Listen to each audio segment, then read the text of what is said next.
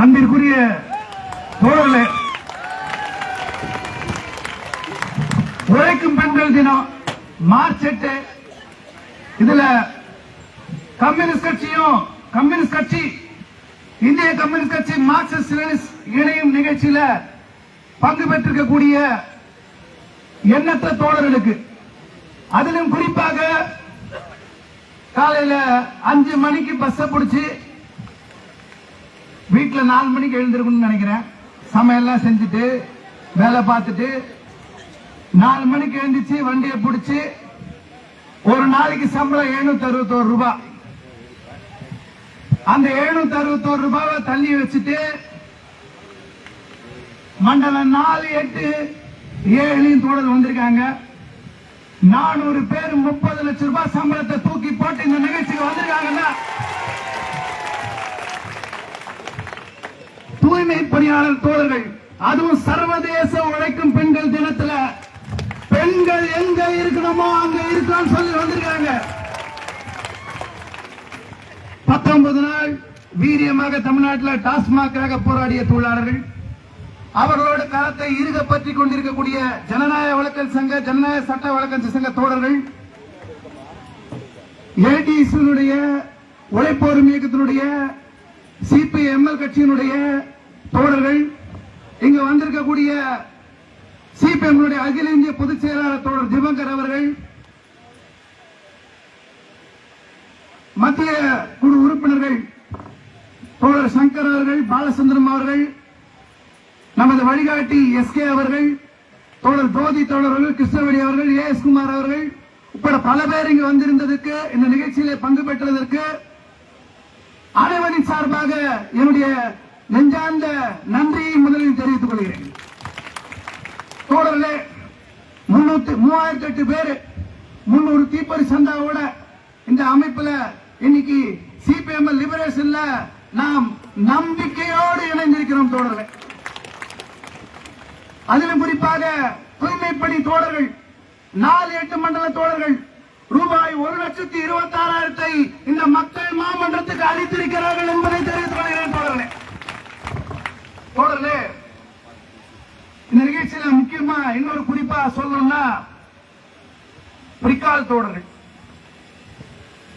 பிரிக்கால் வரலாறு இந்திய வரலாற்றுல முக்கியமானது. எப்படி இன்னைக்கு தூய்மை பணி இன்னைக்கு பிரசன்டென்ஸ்ல வரலாற்றுல ஒரு திருப்பு முனை எழுதியிருக்கோ, அதுபோல பிரிக்கால் வரலாறு.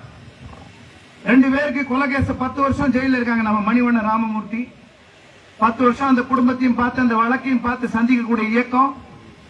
இன்னைக்கு சேர்ந்து இருக்கும் போது ஏஐசிசி பேர்ல வழக்கு சந்திச்சோம். தமிழ்நாட்டிலே கொலை வழக்கு சந்தித்த ஒரு தொழிற்சங்க தலைவர் தோழர் நம்ம எஸ் குமாரசாமி தோழர் ஒருவர், நம்ம எல்லாம் சேர்ந்து இன்னைக்கு உள்ள வந்திருக்கோம். அப்படின்னா 2019 தனிப்பாதையை தேர்ந்தெடுத்தோம். கம்யூனிஸ்ட் பார்ட்டி, எல்டியூசி, உழைப்போர் இயக்கம், ஏற்கனவே இந்த ஜனநாயக வழக்கு சங்கம் வேகமா ஓடணும்னு நினைச்சோம். அவ்வளவுதான். கொள்கையில மற்றதுல எதுவும் கோட்பாடு இல்ல. இன்னைக்கு அம்பத்தூர்ல இன்னைக்கு 60 லட்சம் ரூபாய்க்கு ஒரு கட்டணமும், இங்க அமையக்கூடிய 1 கோடி ரூபாய்க்கு ஒரு கட்டணமும், கோயம்புத்தூர்ல புதுசா வழங்குவதற்குண்டான இடமும், இன்னைக்கு தனி சொத்து என்பது இன்னைக்கு அம்மா, புள்ள, மகள், அப்பா, பையன், குடும்பம் அடுத்தடுத்த தலைமுறைக்கு போவோம். ஆனா பொது சொத்து, இயக்கத்துக்கான சொத்து என்பது மக்கள் போராட்டத்துக்கு பயன்படும். இந்த 3 இடத்தோட 2 பில்டிங்கோட ஒரு இடத்தோட என்ன பில்டிங் சும்மாவா?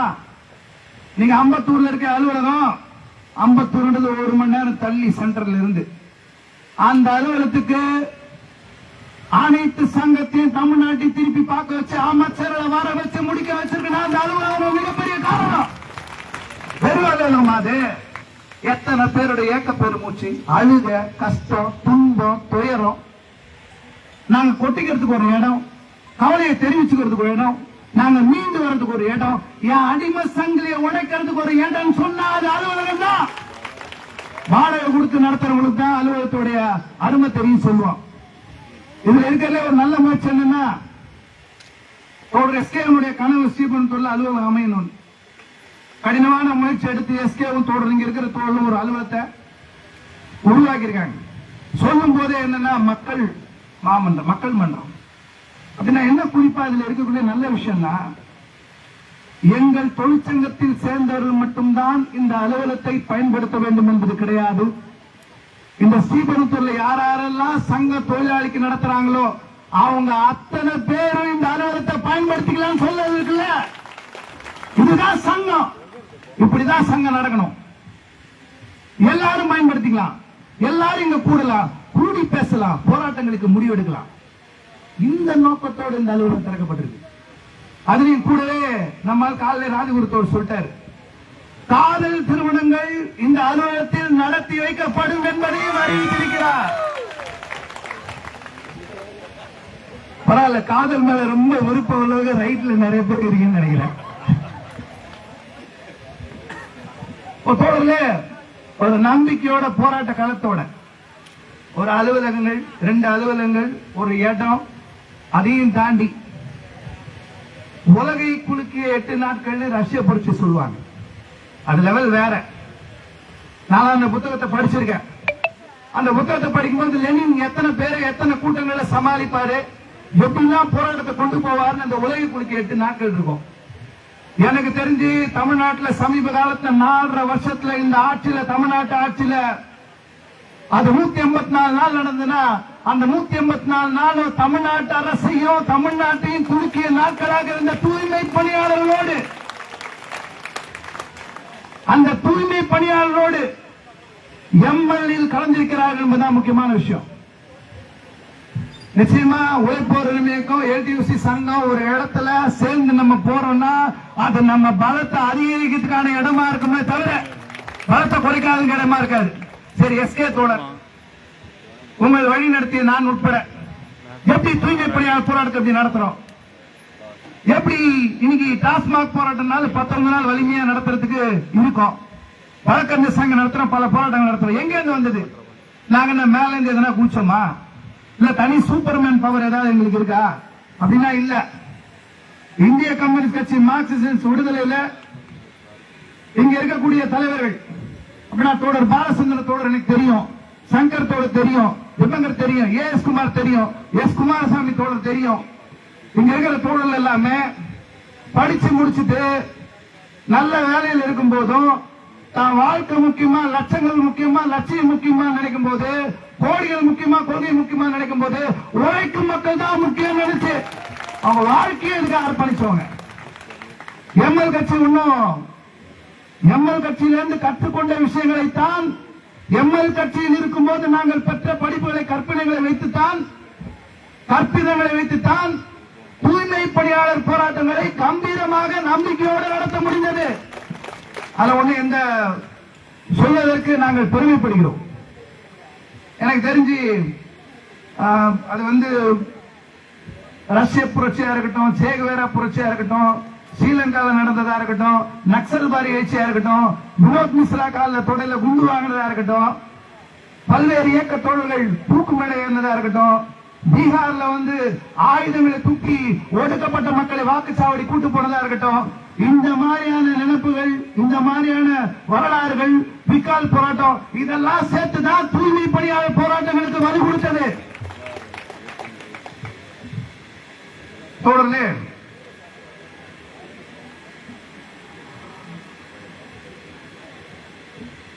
இங்க ஸ்ரீபெரும்புத்தூர்ல இந்த அலுவலகம் அமைஞ்சிருக்குன்னா, இன்னைக்கு தூய்மை பணியாளர் இருக்குன்னா, இந்த போராட்டம் சேரன்னா, மதர்சனா இருக்கட்டும், சான்மீனவா இருக்கட்டும், இன்னைக்கு தூய்மை பணியாளர் இருக்கட்டும், எனக்கு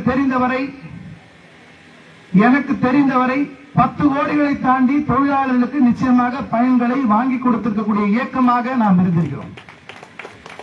மதர்சனா இருக்கட்டும், சான்மீனா இருக்கட்டும், தூய்மை பணியாளர் 3 கோடி வந்துச்சு, இன்னொரு 1.5 கோடிக்கு மேல பாக்கி இருக்கு. அப்படின்னா மக்களுக்கு எல்லாத்தையும் பெற்று தருவது, உழைக்கும் மக்களுக்கு நம்பிக்கை உருவாக்கும். இதான் நம்ம தலையாய நோக்கம். கடுமையான வெயில, பல்வேறு சூழல், அதெல்லாம் தாண்டி நீ கூட்டம் நடத்தணும், மார்ச் 8 முடிவு எடுக்கணும். தோழல் நம்பிக்கையோட வர்றாங்க, பஸ்ல ஏறி வர்றாங்க, தூக்க கலக்க எல்லாம் இருக்கும். அதெல்லாம் தாண்டி ஒண்ணு சேர்ந்து நிக்கிறதுக்கு ஒரு விஷயம் இருக்குல்ல, ஒண்ணு சேர்ந்து உழைக்கும் மக்களுடைய நம்பிக்கை முன்னேற்றம், அவ்வளவுதான். இந்த கான்செப்ட்ல தான் நம்ம எல்லாருமே சேர்ந்து இங்க ஒன்னா இருக்கோம். இன்னைக்கு தமிழ்நாட்டை பொறுத்த வரைக்கும் ஒருத்தர் 1000 ரூபாயில இருந்து 1000 ரூபாய் அறிவிப்பு கொடுத்தார், நான் அடுத்து வந்தேன். இன்னொருத்தர் 2000 ரூபாய் அறிவிச்சார். 2000 ரூபாய் அறிவிச்ச உடனே டக்குன்னு 5000 ரூபாய் கொடுத்துட்டார். அடுத்து நாங்க வந்தா 2000 ரூபாய் இருக்குன்னு சொன்னார். இன்னொருத்தர் நேற்று தான் 2500 ரூபான்னு வச்சிருக்க. 1000, 2000, 2500 பேசினே இருக்கும்போது சைட்ல கேஸ் 60 ரூபாய் ஏத்தியாச்சு. கேஸ் தூக்கி 60 ரூபாய் ஏத்தியாச்சு. நமக்கு இதெல்லாம் நம்ம பணம் தான். ஒன்னும் 1000, 2000, 2500 ரூபாய் யாரோட உழைச்ச சொத்த காசும் கிடையாது. நம்ம உழைச்ச காசு, நம்ம உழைச்ச காசு நமக்கு வருது. ஆனா நம்ம கேட்கறது என்ன? நீங்க அரசு நிறைய பேர் மின்சாரத்துறையா இருக்கட்டும், டாஸ்மாகா இருக்கட்டும், தூய்மை பணியா இருக்கட்டும், செவிலியரா இருக்கட்டும், அங்கன்வாடி சத்துணவு ஊழியரா இருக்கட்டும், எல்லாம் நம்ம கேட்கறது என்ன? 1000, 2000, 2500 தான் நமக்கு வேணும் கேட்கிறோமா? பணி நிரந்தர கௌரவமான வேலை வேணும் நம்ம கேட்கிறோமா? எங்களுக்கு தேவையானதை கொடுத்துட்டா போதுமே. நாங்க உங்ககிட்ட எப்பயும் கையெழுந்துட்டே நிக்கணுமா? எப்ப 1000 ரூபாய் ஐயா வந்தா கொடுப்பாரு, எப்ப 2000 ரூபாய் கொடுப்பாரு, எப்ப 2500 ரூபாய் கொடுப்பாரு, எப்ப எங்களுக்கு காசு கொடுத்து எங்க வாழ்க்கையில ஐயா முன்னேற்றுவாரு? எங்க வாழ்க்கையை நாங்க முன்னேற்றுக்கிறதுக்கு எங்களுக்கு வழி வேணும். அதுக்கு இடதுசாரி அரசியல் தான், சிகப்பு கொடி அரசியல் தான். அதுல எந்த மாற்றமும் இல்ல. தமிழ்நாட்டை பொறுத்த வரைக்கும் இன்னைக்கு தமிழ்நாடு இந்தியால அம்பேத்கரியத்தை பிடித்துக் கொள்ளாமல் இருக்கக்கூடிய ஆட்களே கிடையாது. பிஜேபி அம்பேத்கர் போட்டோ தூக்க வேண்டிய அவசியம் இருக்கு. இந்து ராஜ்யம் இருக்குன்னா, இந்துத்துவா இருக்குன்னா, அதுக்கு கடைசி வரைக்கும் கூர்மையான சண்டை போட்டதுல மக்கள் தலைவர் அம்பேத்கர் ஒருவர். இன்னைக்கு இந்தியா முழுக்க அம்பேத்கர் பொருள்களும் இன்னைக்கு பிஜேபிக்கு எதிராக ஒழிக்கப்படுது. இடதுசாரிகள் நிச்சயமாக, கம்யூனிஸ்டுகள், மார்க்சிஸ்டுகள் அம்பேத்கரையும் பெரியாரையும் உள்வாங்கி நிச்சயமாக களத்தில் நின்று பிஜேபி வீழ்த்துவதற்குண்டான அத்தனை நடவடிக்கை எடுப்போம். இன்னைக்கு தமிழ்நாட்டில், நம்ம இந்தியாலையும் தமிழ்நாட்டிலையும் நம்ம போராட வேண்டிய அவசியம் இன்னைக்கு எதை நோக்கி இருக்குன்னா, ஒரு மிகப்பெரிய மதவெறி அரசியல். மதவெறி அரசியலோடு இருந்திருக்கக்கூடிய சாதி வெறி அரசியல். மக்கள் நீ என்ன டிரெஸ் போடணும், நீ என்ன சாப்பிடணும், எப்படி இருக்கணும், என்னால ஒண்ணு உறுதியா சொல்ல முடியும். தமிழ்நாட்டில் பிஜேபி ஆட்சி வந்ததுன்னா நம்ம போராடுறது கூட இடம் இருக்காது. ஆனா போராடாத இடம் இருக்கான்னு சொல்லி பிஜேபி வந்துடும் சொல்லி உள்ளூர்ல இருக்கிற தொழிலாளி போட்டு நீங்க நசுக்குவீங்க சொன்னா, யார் நசுக்குனாலும் திருப்பி அடிக்கிற கூட்டமா தான் நம்ம ஏற்காருக்கும் நம்ம கட்சி இருக்கோம். அதுக்காக எல்லாத்துக்கும் சலாம் போட்டு வேடிக்கை பார்க்காது. நீ எங்களை வைத்து எங்க தொழிலாளி பொருள் நசுக்குன்னா திருப்பி அடிப்போம். எப்படி தூய்மை பணியாளர்கள் இறங்கி எங்களை துரத்தி ஓட வரணும்னு நினைச்சீங்களோ, அதே இடத்துல திருப்பி அடிச்சு நின்று நாங்க போராட்டம் நடத்தி எங்க 57 நாள் உண்ணாநிலை இருந்து அமைச்சர்களை நேரடியாக வர வச்சு சென்னை மாநகராட்சி செய்திகளிட வச்சு உழைப்போர் இயக்கத்துக்கு நன்றியும் தெரிவிக்க வச்சிருக்கோம்னா, களத்துல இன்னைக்கு இடதுசாரி அரசியல் என்பது முக்கியமா தேவைப்படுது. இன்னைக்கு ஜேஎன்யூல மாணவர்கள் போராடுறாங்க, நசுக்கணும்னு நினைக்கிறாங்க. இந்தியாவில் எங்கெங்கெல்லாம் போராடுறாங்களோ, அது ஆசிரியர்களா இருக்கட்டும், படித்தவர்களா இருக்கட்டும், இடதுசாரிகளா இருக்கட்டும், முற்போக்காளர்களா இருக்கட்டும், அம்பேத்கரிஸ்டா இருக்கட்டும், எல்லாருமே இன்னைக்கு நக்சல்களா இருக்கட்டும், எல்லாருமே தூக்கி இன்னைக்கு ஜெயில போட்டு நசுக்கணும்னு நினைக்கிறாங்க. காவி பயங்கரவாதம் உள்ள வருது. காவி பயங்கரவாதம் உள்ள வரும்போதே அது கார்பரேட்டோட கையை சேர்த்துக்கிட்டு வருது. இப்ப நம்ம போராட்டம் இங்க நடத்திட்டு, நிகழ்ச்சி நடத்திட்டு இருக்கோமே, இது என்ன பூமி? கொத்தடிமை கூடாத பூமி. இங்க அமெரிக்கா கம்பெனி இருக்கு, இங்கிலாந்து இருக்கு, கொரியன் இருக்கு, எல்லா நாட்டு நிறுவனங்களும் இங்க இருக்கு. இங்க இல்லாத நாட்டு நிறுவனமே இல்ல. ஆனா இந்திய சட்டங்கள் எதுவுமே பொருந்தாது. ஏன்னா இந்தியால தொழிற்சங்க சட்டம் இருக்கு. 7 பேர் இருந்தா தொழிற்சங்கம் ஆரம்பிக்கலாம்னு கேட்டா தொழிற்சங்கத்தை ஏத்துக்க மாட்டேன்னுவா. சாம்சங் என்ற கம்பெனி பேர்ல நாங்க தொழிற்சங்கம் வைக்கிறோம் சொன்னா கொரியால வச்சுக்கலாம், இங்க நீ பேரை பயன்படுத்த கூடாது சொல்லுவான். நம்ம ஊர் இளைஞர்களை, தமிழ்நாட்டில் இருக்கக்கூடிய இளம் தொழிலாளர்களை இந்த கொத்தடிமையா இங்க வச்சிருக்காங்க. சங்கம் ஆரம்பிக்கிற உரிமை இல்ல, தொழிற்சங்கத்தை ஆரம்பிச்சாலும் நீடிக்கக்கூடிய உரிமை இல்ல. சம்பள குறைவு, ட்ரைனிங், அப்ரண்டிஸ், கேஷுவல் என்ற பேர்ல எல்லாருமே இங்க கொத்தடிமையா வச்சிருக்காங்க. 90% தொழிலாளர் நிரந்தரமற்ற தொழிலாளர் இங்க இருக்காங்க. இந்த இடத்தை தேர்ந்தெடுத்துதான், இந்த பூமியை தேர்ந்தெடுத்துதான் இந்திய கம்யூனிஸ்ட் கட்சி, மார்க்சிஸ்ட் இன்னைக்கு இந்த அலுவலக மக்கள் மாமன்றம் தோங்கி இருக்குன்னா, மக்கள் மன்றம் இந்த கொத்தடிமை கூடாரத்தை உடைத்து அடிமை சங்கிலி இங்குள்ள தொழிலாளர்களுக்கு உற்சாகத்தோடு நம்பிக்கையோடு அரவணைத்து தொழிற்சங்க போராட்டத்தில் ஈடுபடுவதற்காகத்தான் இந்த அலுவலகம் போயிருக்கோம். போலீஸ்காரங்க இங்க உள்ள ஊராட்சி செயலர் ஒண்ணு போய் கேட்டாங்களா, யாரும் தெரிஞ்சுதான் அப்ரூவல் கொடுத்தீங்களா, இவங்க யாருன்னு தெரியுமா உங்களுக்கு, நீங்க பாட்டு அப்ரூவல் கொடுத்துட்டீங்க, நீங்க யாரும் தெரியுமா, இவங்க பேக்ரவுண்ட் என்ன தெரியுமா? சரி கொடுத்துட்டாரு, நம்ம மேடைக்கு வந்துட்டு போயிட்டாரு. அவர் இன்னைக்கு எதிர்கட்சி தரப்புல இருப்பாரு போல இருக்கு. எனிவே நமக்கு நல்லதுதான். அப்படின்னா காவல்துறையினருக்கும் உளவுத்துறைக்கும் தெரியுது நம்ம யாருன்னு. எவன் பேரை கேட்டா அவன், எவர் பேரை கேட்டா எவன் வேண்டாம், எவன் தான் ஆளை குறிக்குது. எவர் பேரை கேட்ட அஞ்சி நடுங்குவாங்களோ முதலாளித்துவம் அவர்கள் தான் நமது தோழர்களாக இருக்க முடியும். அந்த தோழர் கூட்டத்தை துவங்கி இங்க மக்கள் மன்றமாகி அடுத்து கோயில வேறொரு பேரோட திருப்பி உயிர் எடுக்கும், உயிராக வரும். தோழர்களே, நாளை நம்ம தான் இருக்கணும். இன்னைக்கு பிரிக்கால் நடத்துறது கடந்த காலம், தூய்மை பணி கடந்த காலம் நிகழ்ந்த காலத்தோட தொடருது. எதிர்காலம் வேறையா இருக்கணும். கடந்த காலத்துல மூழ்கி போக முடியாது, கடந்த காலத்துக்குள்ள கனவுக்குள்ள வாழ முடியாது. அடுத்தடுத்து நிறைய தேவை இருக்கு, அடுத்தடுத்து நிறைய விருப்பங்கள் இருக்கு. தொழிலாளர்களுக்கு நமக்கு தொழிற்சங்களுக்கு கடமை இருக்கு. நம்பிக்கையுடன் அனைவரையும் உள்ளடக்கி எல்லாரையும் சேர்த்துக்கிட்டு வர்க்க போராட்டம் எது முடியாதுன்னு சொல்றாங்களோ, எதெல்லாம் முடிக்க முடியாதுன்னு சொல்றாங்களோ அதெல்லாம் உடை தெரிவதற்கு நம்பிக்கையோடு அரசோடு மோதுவதற்கு இந்திய கம்யூனிஸ்ட் கட்சி மார்க்சிஸ்ட் உழைப்போருக்கு எல்டியூசி ஏஐசிசி இதற்கு தலைமை தாங்கக்கூடிய கட்சி எம்எல் பார்ட்டி நிச்சயமா அரசாங்கத்தை தேவைப்படும் விதத்தில் எதிர்த்து களம் நினைக்க நம்ம அமைப்பு வளர்க்கணும். எனக்கு ஒரு விருப்பம் இருக்கு, இந்த சட்டமன்ற தேர்தலில் நம்மள ஒண்ணு கணக்கில் எடுக்காம போலாம். 2026 இன்னும் 5 வருஷம் இருக்கு. இந்திய கம்யூனிஸ்ட் கட்சி மார்க்சிஸ்ட் கணக்கில் எடுத்துக் கொள்ள வேண்டிய நேரத்தை தேர்தல் பாதையில் எல்லாம் முடிவு பண்ணாது நமக்கு தெரியும். ஆனா தேர்தல் பாதையில உழைக்கும் மக்கள் இருக்காங்க, கூர்மையாக போராடக்கூடிய இருக்காங்க. அவங்க என்ன சொல்றாங்கன்னு திரும்பி பார்க்கணும்னா அடுத்த சட்டமன்ற தேர்தல்ல இருக்க அட்டாக் டீம் சென்னையில எப்படி தலைமை செயலருக்கோ சட்டமன்றம் இருக்கோ அது போல நம்ம அட்டாக் டீம் தூய்மை பணியாளர் இருக்காங்க. நம்பிக்கையோடு களத்தில் இறங்கி உழைக்கும் மக்களுக்கான விடுதலை பெறுவதற்கு பாட்டாளர்கள் லட்சியங்களை நிறைவேற்றுவதற்கு இந்திய கம்யூனிஸ்ட் கட்சியின் மார்க்சிஸ்ட் பலப்படுத்துவோம் என்று கூறிக்கொள்கிறேன். நன்றி.